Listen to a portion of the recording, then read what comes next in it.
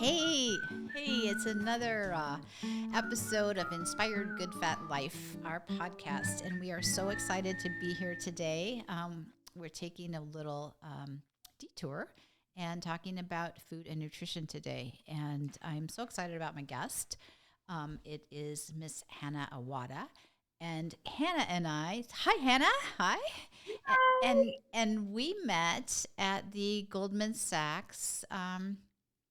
Help me out. 10,000 small businesses, right? 10 KSB. Yes, that's right. We are cohort number 23. And Hannah has a product that I just was, the minute I heard about it, the minute I saw her, I wanted to know more. And the minute I heard what her product was, I wanted to know more.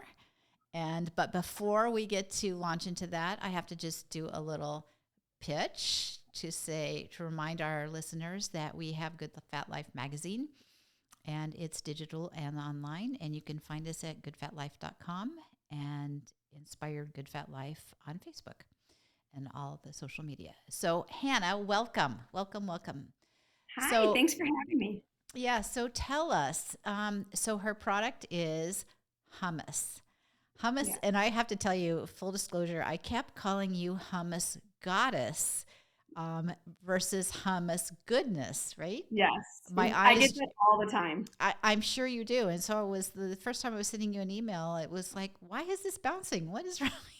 I seriously, it took me like 5 times to figure out what I was doing wrong. I So in know. my book, you are the Hummus Goddess. Thank you. So, so tell us, so why hummus, Hannah? You know, it's so funny, Sherry, why hummus? If you had told me that I was ever going to start a hummus company in my life, I would probably laugh at you and be like, no. Like, if you had said to me 7 years ago, you're going to start a hummus company in Michigan, the epicenter of the Middle East population of America, I'd be like, you're out of your mind. But I was living overseas. I was living in Shanghai, China. And I went to a party, a going away party for an acquaintance. Truly, she was just an acquaintance. And somebody had asked, "Hey, can anybody bring an appetizer with them for nibbling before we do our fun going away party stuff?" And I said, "Yeah, sure, I'll bring hummus because I'm Lebanese, and that's what we do. We bring food, and we usually bring hummus because everybody loves it." So I went to this party. I took some hummus with me, and people were like, "Oh my gosh, can you sell this to us?" And this is Shanghai, and I was like, "No, I'm not going to be able to sell it to you, but here's the recipe. You can just make it at home." So, but you, Everybody, just to be sure, you made your own hummus. You didn't like go to the correct. store and buy it. You made it at home. No, Um, it's not available in China. okay, It was not okay, available. Yep, no, it was not available in Shanghai. And to be honest with you, I never bought hummus in the U.S. because I'm Lebanese and we make our own hummus. Like right. it's just what we do. Okay. And yeah, so I went to this party in Shanghai and I took hummus with me and everybody loved it and said, "Hey, would you want to sell it to us?" And I initially said no, then was convinced to do so and began selling hummus like out of my kitchen window in China. It was a super cool, fun experience. But when I left China, I really truly left that behind with me, behind as well. But came to Michigan, went to a party, and I took hummus. Oh my gosh, I've never heard this story. This is so cool. Took hummus with me, and everybody was like, "Oh my gosh, you need to sell this." And I was like, "No, no, no. Here's the recipe. You can do it yourself at home, or you can just go to like Papa Joe's or Nina Savaggio's or wherever you want and buy it." Everybody was like, "But Hannah, your hummus is so much tastier. It's like so fresh and clean and delicious." So, a little bit of convincing, and I was like, "All right, let's start this again, see what happens here." Knowing fully knowing that there is so much competition out there in the hummus market. Um, but I went to one of my neighboring stores here, Papa Joe's, and I decided to take a look and see what kind of hummus was available out there because again, I never really bought it. And I was like, "Man, there's so much hummus, but why are they made with soybean oil? Why are they made with why do they have citric acid? Why do they have potassium sorbate? Like, why are all the flavors so boring?" And so from there, I decided to take a little gamble on myself and set a low bar and try my best to exceed it, which I, of course, did. And so here I am today, Selling hummus, flavored, delicious, clean hummus. So one good fat couple things you said is like good fat life. If you ever asked me would I have a magazine, right? Yeah. Or a lifestyle company, is like no, that was never, and one thing led to the next. But when we were making good fat bars, my partners like you, we look at the I looked at read thousands of labels about protein bars and snack bars and health bars, and I was stunned by the packaging. I mean, these beautiful packaging and all this stuff, but the ingredients is like, what the heck? This is terrible. These are not at all, not at all what you think you're getting, right? No, like if I'm gonna splurge and eat something and not worry about what's the ingredients, I'm probably gonna get a container of queso. I love queso. But Okay. however, if I go for hummus, one of my factors that I know for myself personally, as well as a lot of my customers and my friends and people I've spoken with, are like, no, you eat hummus because it's delicious, A, but it's also very healthy for you. So, what's your And favorite way to eat hummus? With vegetables or with chips? I mean, what do believe you it do? or not, I love hummus on a piece of sourdough bread, which I know is Oh, like the oh. Lebanese in me is screaming, "Don't say that, Hannah, don't say that." But say pita bread or cucumbers. Don't say sourdough. Uh, but I do, yeah. Now I want to. Oh, I've seen some of your Instagram posts. They are gorgeous Oh, yeah. with the beet Yeah. hummus, and so talk about the different flavors. So how did you come up with the different flavors? Yeah. So when I was in China, I was like the Baskin Robbins of hummus. I had like 36 flavors of hummus. I offer three every single week. I always offered a classic. I always offered a spicy. Then I offered something else. Honestly, something that I had in my pantry, like, ooh, I have lots of ranch dressing packets. So let's make a ranch dressing hummus. Or I would go on Instagram or Pinterest, find something that looked, some kind of hummus that looked like a beet hummus that looked great. And I came up with the flavors that way. Speaking of the beet hummus, it is my favorite. I love the beet hummus. And it was totally inspired by my favorite restaurant in Shanghai. They had this roasted beet salad with goat cheese, and there was honey and pistachios and all sorts of deliciousness on it. I got it every time I went there. So I created a hummus that inspired that memory for me. And Wow. so initially it was topped with the goat cheese and the honey and the pistachios, but because of allergens and cross contamination, fairs, we removed those toppings. But I always Okay. encourage my customers to add all those goodies on there. And that's what some of your pictures are that just look so amazing. So okay, so I just have to ask you quickly, what took you to Shanghai? My husband, his job, Okay. he's in the automotive industry, and he was moved. Initially, we were moved to London for a whopping 11 months before they Wow. then moved us to Shanghai, China. And by us, it's my husband and I, and we have three children who at the time were third, second, and um, a kindergartner. Oh my gosh. So we moved to Shanghai, of all places in the world. Absolutely loved it. Honestly, we stayed there for 5 years. Wow. And right when I started my hummus company and everything was going great, we were relocated back to Michigan. To Michigan. Wow. Well, and so you got to restart your hummus company. Correct. So tell me, so it just I mean, as a entrepreneur, in that didn't it wasn't your dream to become an entrepreneur. It kind of evolved, and so tell me a little bit about that journey. How's that been? So I have a degree in education. I have a master's degree in history, focusing on the Lebanese community in Toledo. So definitely being an entrepreneur was not in my forefront for education. However, I grew up with a family of entrepreneurs. My grandfather had restaurants and bars in Toledo. My father had a restaurant equipment company that my brother now runs today. I have a little brother who owns a great juice company. So I'm surrounded by people who are full of ideas and have learned how to take those ideas from here and put them out.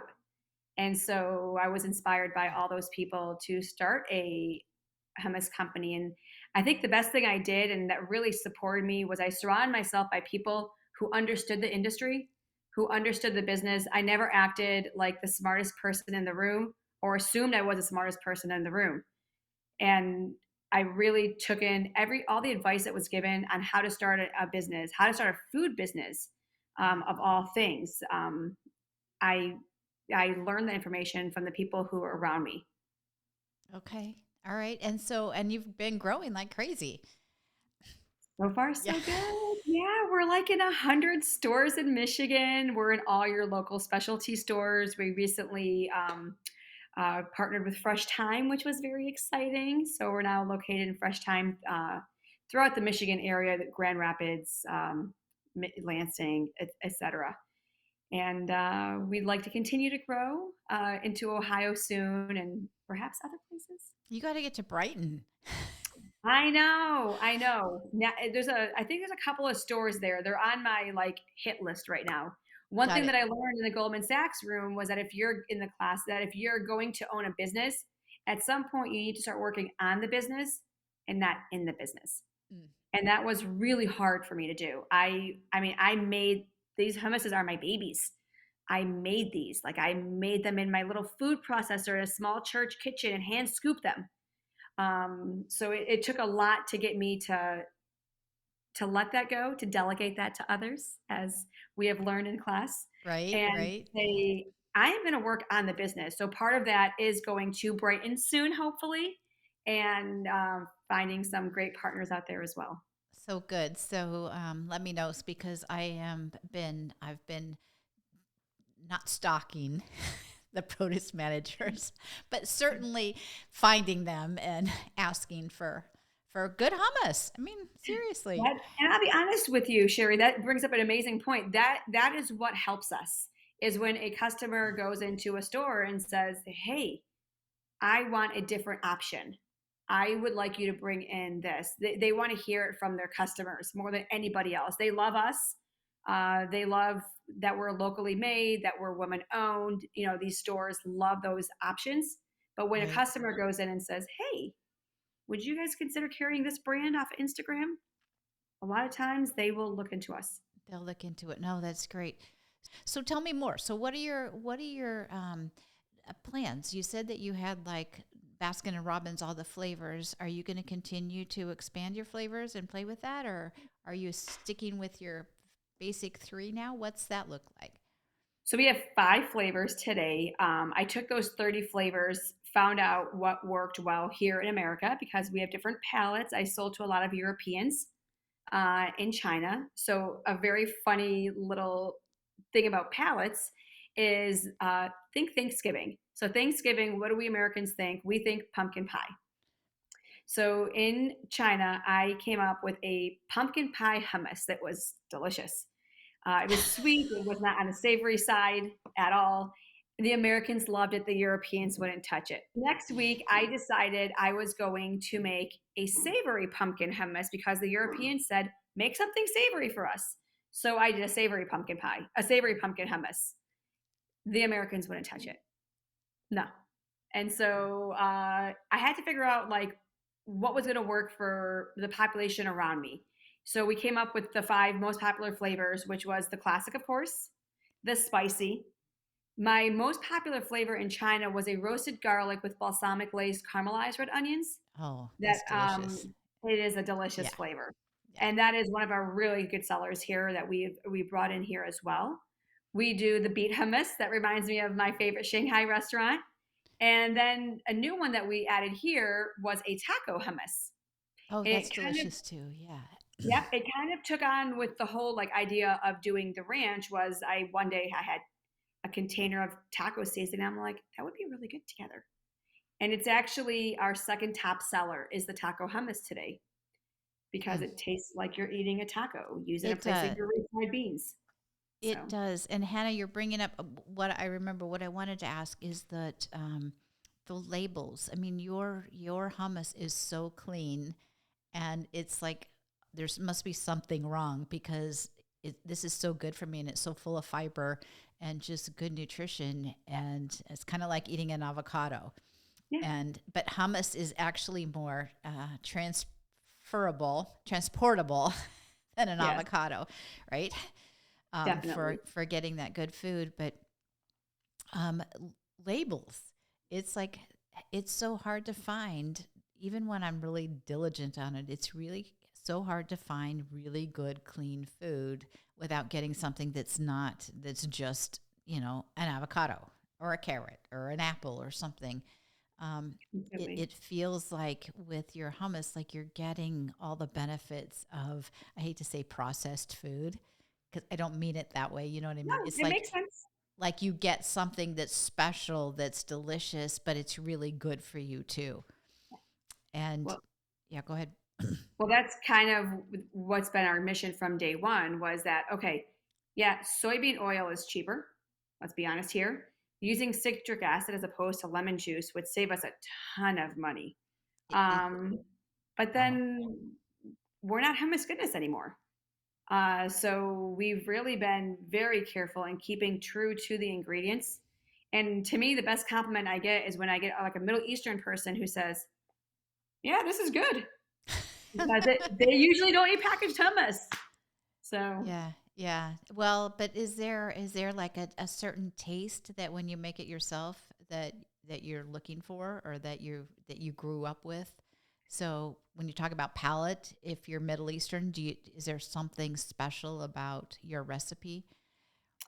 well, Middle Easterners like a lot of garlic in it, and that's something that I had to tone down. Luckily, my business partner is American, and we working on the recipe. We're like, okay, it needs to be a little bit milder on the garlic flavor. But to be honest with you, no matter where I ate hummus, whether it was at my mom's house or at a restaurant or in Lebanon or wherever it was, it always tasted fresh.